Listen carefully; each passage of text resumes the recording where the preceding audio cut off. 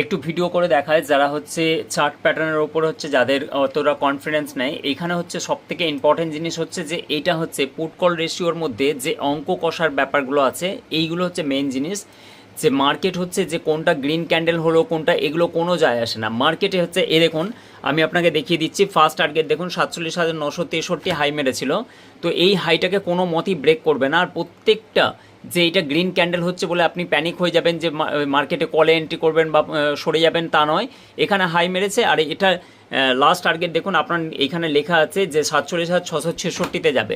47,666-তে গেল। এটাই হচ্ছে মেন জিনিস যে অপশন ট্রেড করতে গেলে প্যানিক হলে চলবে না, বেসিক জানকারিটা রাখতে হবে। আর অবশ্যই যেখানে টার্গেট থাকবে সেখানে টার্গেট অবশ্যই আসবে। Thank you so much.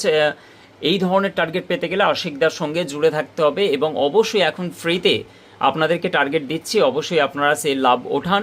পরবর্তীতে অবশ্যই আমরা এই